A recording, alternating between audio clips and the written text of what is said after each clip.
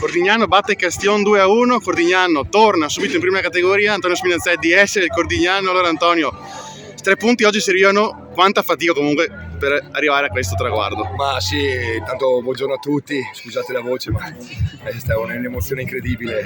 Il Castion è venuto qui, ha fatto la sua partita, non ci ha regalato niente come giusto che sia, però noi siamo stati molto bravi, l'avevamo preparata molto bene tutta la settimana e siamo riusciti a portarla a casa bene davanti a un grandissimo pubblico. È stata indescrivibile, delle emozioni indescrivibili. Se ripenso anche a tutta questa estate, alla loro retrocessione quest'anno, cosa abbiamo fatto tutta questa estate per cercare di dare ancora spirito e voglia a questa società che merita perlomeno la prima categoria per la storia che ha e per tutte le persone che sono qui, che ci lavorano dentro. È incredibile, dopo il primo anno è assurdo. Infatti, insomma, assurdo, non ci crediamo. Farcela subito prima tentativa, questa è stata la cosa più difficile, subito riazzerare dopo l'anno scorso e ripartire così.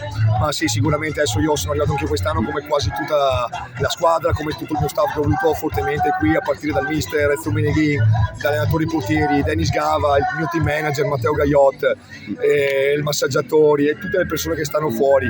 Ci hanno dato una forza incredibile, abbiamo annunciato proprio una voglia di fare bene. Qui ci sono tutte le cose al loro posto per poter fare una bella stagione. Ci abbiamo provato, a un certo punto siamo stati primi quasi tutto il campionato. A un certo punto dopo che abbiamo battuto la corazzata San Martino a ritorno, ci siamo parlati per il momento che forse ce la possiamo fare anche noi, e questi sono stati i risultati. Infatti l'hai nominato, è stato un bel testa a testa, alla fine voi vincendo entrambi gli scontri diretti credo che da lì insomma faccia capire molto. Abbiamo vinto 2 partite contro di loro, però sì, è una squadra fortissima anche loro, con tantissime individualità, e gli auguro di potersi anche loro, di trovarci il prossimo anno magari tramite i playoff o quant'altro in prima categoria, perché anche loro hanno fatto un grandissimo campionato.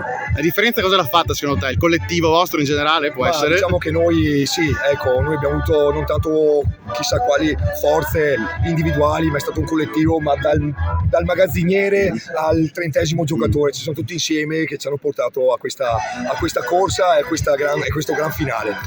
Chiudo su di te, sei tornato a Cordignano quest'estate, tu qua hai giocato, insomma, cambia un'altra veste, però sì, insomma guarda, Riccardo, hai detto bene Riccardo, 10 anni fa proprio nella stagione 13-14 ero qui, erano ben retrocessi anche quell'anno dalla prima categoria in seconda, abbiamo vinto i playoff e siamo ritornati in prima, quindi proprio dopo 10 anni il sogno ritorna, e per me è ancora una soddisfazione ancora di più, perché l'ho fatto da giocatore e adesso in veste di direttore sportivo.